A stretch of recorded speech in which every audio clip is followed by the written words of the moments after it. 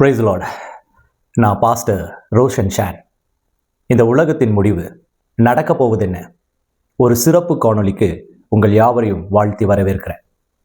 இந்த வார்த்தையை கேட்டோன்னே ஒருவேளை உங்களுடைய மனதுக்குள்ள அட போங்கப்பா, இந்த கிறிஸ்தவர்களுக்கு வேற வேலையே இல்லை, ஒன்னா இந்த உலகத்தின் முடிவு என்று சொல்லி பேச ஆரம்பிச்சிருவாங்க, பயமுறுத்த ஆரம்பிச்சிருவாங்க. இவங்களுக்கு வேற வேலையே இல்லை, இதைத்தானே பல ஆயிரம் வருடமா சொல்லிட்டு வராங்கன்னு சொல்லி உங்க மனசுக்குள்ள ஒரு எண்ணம் வரலாம். ஆனால் இதோ இந்த உலகத்துல இருக்கிற நீங்கள் அறியாத அனைத்து மதங்களும் அனைத்து தெய்வங்களும் இந்த உலகம் எப்படி பிறந்தது, இந்த உலகம் எப்படி உருவானது என்ற ஒவ்வொரு ஸ்டோரியை வச்சிருக்கும். ஏன் மற்ற மதத்திலிருந்து அதை எடுத்து கூட தன் மதத்தின் ஸ்டோரியா, தன் கடவுளின் ஸ்டோரியா கூட அவர்கள் அதை நெரேட் பண்ணியிருக்கலாம். ஆனால் இந்த உலகத்தில் இருக்கிற ஒரு தெய்வத்தினாலும் ஒரு மதத்தினாலும் இந்த உலகம் எப்பொழுது முடிவு எப்பொழுது வரும் அப்படின்னு சொல்ல முடியாது, கிறிஸ்துவத்தை தவிர, வேதாகமத்தை தவிர. அதனால தான் நான் சொல்றேன், இந்த காணொளி உங்களுக்கு நிச்சயமா பிரயோஜனமா இருக்கும். பார்க்க விருப்பம் உள்ளவர்கள் என்னோட தொடர்ந்து பாருங்க. வாங்க காணொளிக்குள்ள போகலாம்.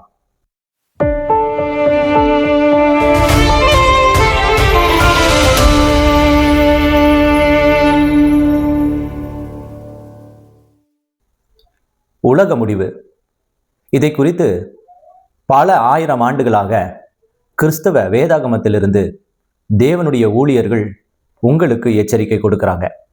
அதை கேட்கும் பொழுதெல்லாம் உலகத்தின் முடிவை குறித்து நம்முடைய இருதயத்திற்குள்ள சில எண்ணங்கள் வரும். அது சில நிமிஷத்துல அது கடந்து விட்டு நாம் உலகத்திற்குள்ள வாழ, நம்முடைய வாழ்க்கையை வாழ நாம போய்விடுவோம். சில நேரத்துல அதை குறித்ததான சந்தேகம் கூட வரலாம். இந்த உலக முடிவை குறித்து எந்த ஒரு மதத்தினாலும் ஒரு தெளிவான விளக்கத்தை சொல்ல முடியல, ஒரு திட்டமான விளக்கத்தை சொல்ல முடியல. ஒரு குழந்தை பிறப்பை குறித்து அனைத்து மதங்களும் அந்த மதத்தின் கடவுள்களாலும் சொல்ல முடியுது. ஆனா ஒரு மனுஷன், அது குழந்தை வளர்ந்து ஒரு மனிதனாக மாறி வயதான காலத்துல இறந்து போவானா, வாலிபனா இருக்கும் பொழுது இறந்து போவானா, அந்த மனுஷனுடைய மரண நாள் எப்பொழுதுன்னு எந்த மதத்தாலும் எந்த கடவுளாலும் சொல்ல முடியாது. அப்படி இருக்கும் பொழுது இதோ இந்த உலகத்தை படைத்த தேவன் நமக்கு கொடுத்திருக்கிற இந்த வேதாகமத்துல ஒரு மனிதனுடைய பிறப்பையும் ஒரு மனிதனுடைய இறப்பின் நாளையும் சொல்ல முடியும் என்றால் நாம ஏன் செவி கொடுத்து கேட்கக்கூடாது? நாம ஏன் கொஞ்சம் முக்கியத்துவம் கொடுக்க கூடாது? இந்த உலகத்துல நம்முடைய இந்த நாளின் முடிவு வரும் என்பதை நாம் அறிந்து கொண்டால், நம்முடைய வாழ்க்கை இந்த நாளிலே முடியும் என்று அறிந்து கொண்டால், எந்த ஒரு மனுஷனும் நகை சேர்த்து வைக்க மாட்டான், பொன்னை பொருளை சேர்த்து வைக்க மாட்டான், மற்றவனை கொலை செய்ய மாட்டான், மற்றவனை காயப்படுத்த மாட்டான், அவமரியாதையா பேச மாட்டான், மற்றவனுடைய எளியவர்களுடைய ஏழைகளுடைய சொத்துக்களை பிடுங்கிக்க மாட்டான், தவறு செய்ய மாட்டான், துரோகம் செய்ய மாட்டான். இப்படி தன்னுடைய முடிவை அறிந்து கொள்கிற எந்த மனுஷனும் அவன் நீதிமானாய் வாழ முயற்சி செய்வான். இந்த கிறிஸ்தவத்தின் நோக்கமும் ஒரு முடிவு நாளை உங்களுக்கு சொல்லுவது எதற்காகனா, நீங்கள் இந்த உலகத்துல ஒரு நீதிமானாய், ஒரு நல்ல மனுஷனாய் வாழ வேண்டும் என்பதற்காக தான். ஒரு முறை இதை குறித்து அறிந்து கொள்ள நீங்களும் நானும் எப்படி ஒரு ஆர்வத்தை காட்டுகிறோமோ, அதே போல இந்த உலக முடிவை குறித்து தேவனுடைய ஒரே பேரான குமாரனாகிய இயேசு கிறிஸ்து அங்கிருந்த ஜனங்களிடத்துல சொல்ல விரும்பினார். அதை சொல்ல விரும்பும் பொழுது ஒரு முறை அவர்களை சுற்றி இருந்த, இயேசு கிறிஸ்துவை சுற்றி இருந்த சீஷர்களோ மற்ற ஜனங்களோ இதை குறித்து அறிந்து கொள்ள விரும்பி அவரிடத்திலேயே போய் ஒரு காரியத்தை கேட்டாங்க. மத்தேயு எழுதின சுவிசேஷ புஸ்தகத்துல 24ஆம் அதிகாரத்துல 3ஆம் வசனத்துல அவர்கள் இப்படி கேட்கிறாங்க. பின்பு அவர் ஒலிவ மலையில் உட்கார்ந்திருக்கையில் சீஷர்கள் அவரிடத்தில் தனித்து வந்து, 12 சீஷர்கள் மாத்திரம் அவரிடத்தில் தனித்து வந்து, இவைகள் எப்பொழுது சம்பவிக்கும்? உம்முடைய வருகைக்கும் உலகத்தின் முடிவுக்கும் அடையாளம் என்ன எங்களுக்கு சொல்ல வேண்டும் என்றார்கள். அந்த 12 சீஷர்களுக்குள்ள ஒரு ஆர்வம், இந்த உலகம் எப்போ முடியும்? இந்த உலகம் முடியும் நாள் உம்முடைய வருகை நாளும் ஒரே மாதிரி இருக்கும். அது என்ன? அது எப்பொழுது நடக்கும்? நீங்கள் வருகிறீர், இந்த உலகம் முடியும் என்பதன் அடையாளங்களை எங்களுக்கு கற்றுக்கொடும் அப்படின்னு அவரிடத்துல, இயேசுவின் இடத்துல போய் கேட்கிறாங்க. ஒரு மனுஷனுக்குள்ள நாளை நடப்பதை குறித்துதான ஒரு ஆர்வம் இல்லைன்னா நிச்சயமா இந்த காரியத்தை கேட்டிருக்க மாட்டான். ஆனா இந்த உலகத்துல வாழுகிற ஒவ்வொரு மனுஷனுக்கும் நாளை நடப்பதை குறித்துதான ஒரு ஆர்வம் இருக்கத்தான் செய்யுது. ஆனா இந்த உலகத்துல இருக்கிற எந்த தெய்வமும் எந்த ஒரு மத புத்தகங்களும் அவர்களுடைய அந்த எண்ணத்திற்கான சரியான பதிலை கொடுப்பதில்லை. அனுமானமாக தவறான போலியான சில காரியங்களை, செய்திகளை புகுட்டி அவர்களை மூட நம்பிக்கைக்குள்ளேயோ முட்டாள்களாகவும் மாற்றுது. ஆனா இந்த வேதாகமம் மாத்திரம் ஒரு நாளும் உங்களுக்கு போலியான முட்டாளை மாற்றக்கூடிய நம்பிக்கையை கொடுப்பதில்லை. அப்போ அவர்களிடத்துல ஒரு தெளிவான விளக்கத்தை சொல்றாரு. அந்த விளக்கம் 7 அடையாளங்களை உடையதா இருக்கும் சொல்றாரு.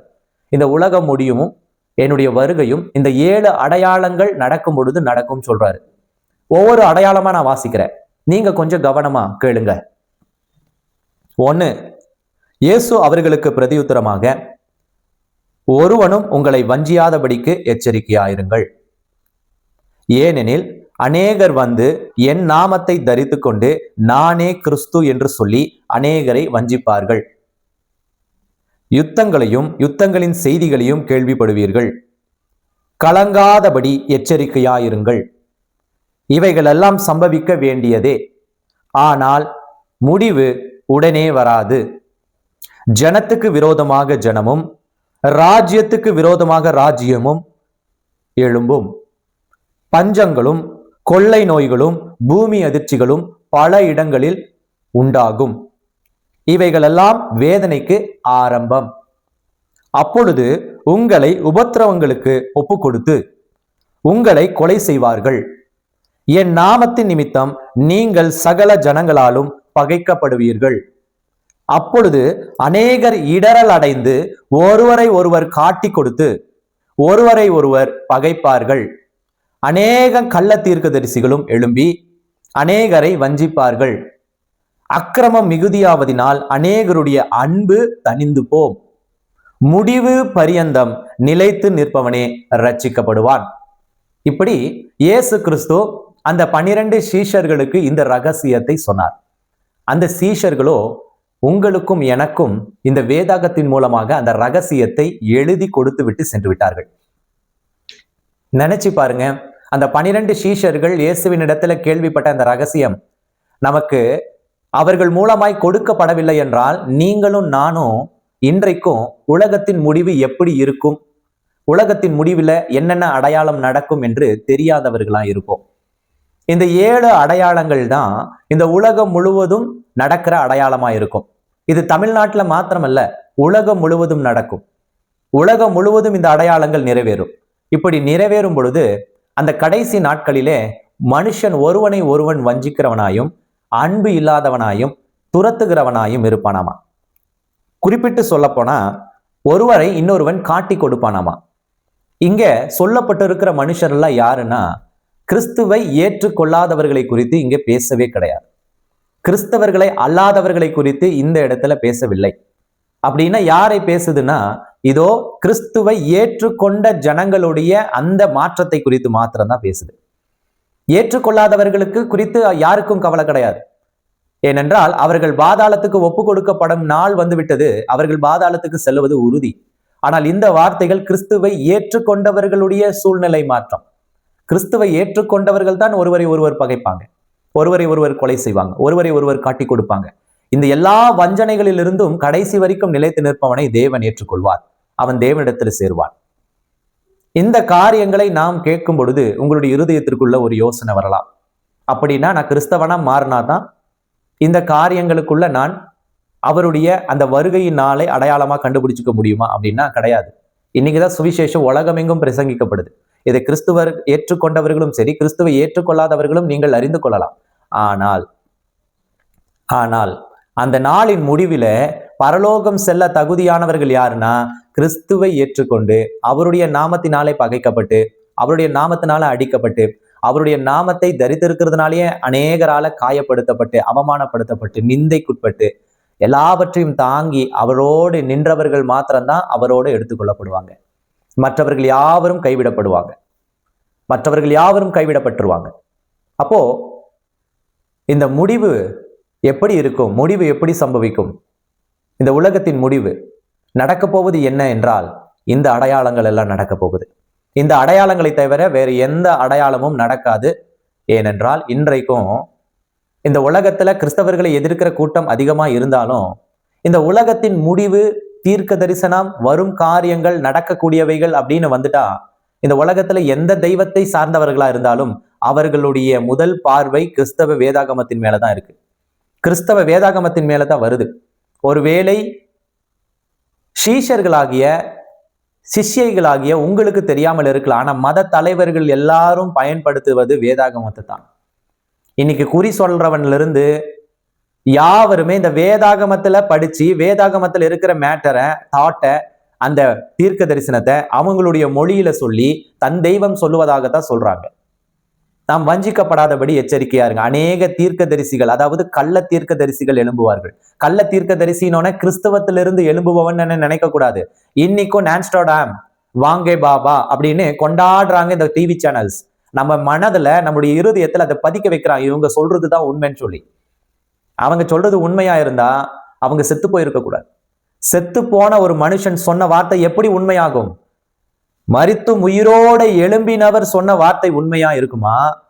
நம்மள மாதிரி வாழ்ந்து மரித்து மண்ணோட மண்ணை மக்கி போனவனுடைய வார்த்தை உண்மையா இருக்குமானா மக்கி போனவனுடைய வார்த்தை உண்மையா இருக்க வாய்ப்பு இல்லை.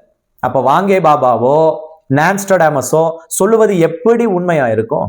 அதனால தான் இந்த உலகத்துல மற்ற தெய்வங்களை வழிபடுகிற மத தலைவர்கள், மத குருக்கள், அவர்கள் ஏதாவது ஃபியூச்சரை பத்தி சொல்லணும்னா முதல்ல யாருக்குமே தெரியாம வேதாகமத்தில் இருக்கிற ரகசியத்தை படிச்சுக்கிட்டு அவங்க தெய்வங்கள் சொல்லுவதுதான் உண்மை, வழக்கம். இதுவரைக்கும் நடக்குது, இனியும் நடக்கும். ஏனென்றால் இந்த உலகம் என்பது ஒரு நாள் முடியும்.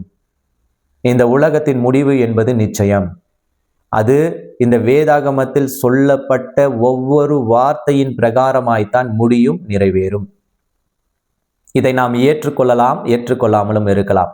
இந்த காணொளி என்பது உங்களுக்கு ஒரு எச்சரிக்கையை கொடுக்க, இந்த ஒரு உலக முடிவை குறித்து நாம் அறிந்து கொண்டால், நம்முடைய வாழ்க்கை முடிவதை குறித்து அறிந்து கொண்டால், நம்ம எந்த மனுஷனையும் கஷ்டப்படுத்த மாட்டோம், எந்த மனுஷனையும் காயப்படுத்த மாட்டோம், எந்த மனுஷனையும் கொலை செய்ய மாட்டோம், யாருடைய சொத்தையும் திருட மாட்டோம், சேர்த்து வைத்து நமக்கு மாத்திரம்தான் சொல்லி யாருக்கும் கொடுக்கிற குணமில்லாதவனாய் வாழ மாட்டோம், நாம் இருக்கிறதுலே மோசமானவனாய் இருக்க மாட்டோம், மற்ற பெண்களை கற்பழிக்க மாட்டோம், ஆண்களுடைய வாழ்க்கையை கெடுக்க மாட்டோம், திக்கற்றவர்கள் விதவைகளுடைய வீடுகளை கொள்ளையிட மாட்டோம்.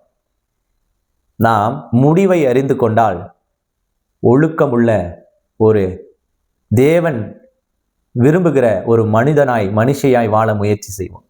இந்த காணொளியும் இந்த வேதாகமும் இந்த உலகத்தின் முடிவை குறித்து எழுதி வைக்க காரணமும் என்ன தெரியுமா?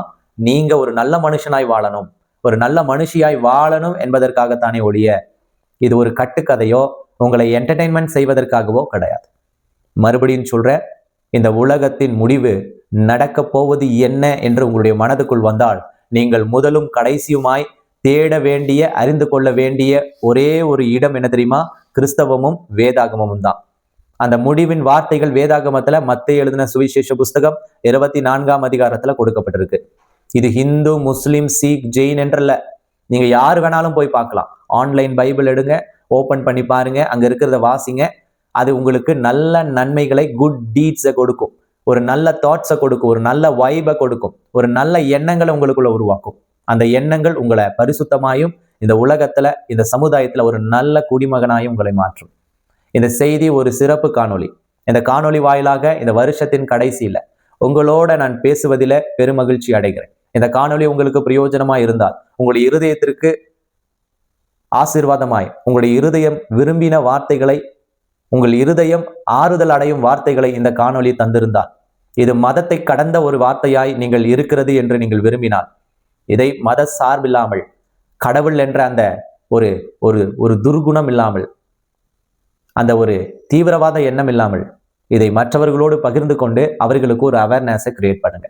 இது நிச்சயமாய் உங்களுடைய வாழ்க்கைக்காக ஒரு நல்ல மனிதனை உருவாக்குவதற்கான ஒரு காணொளி. நான் ஊழியன் Roshan Shan. God bless you. God bless you.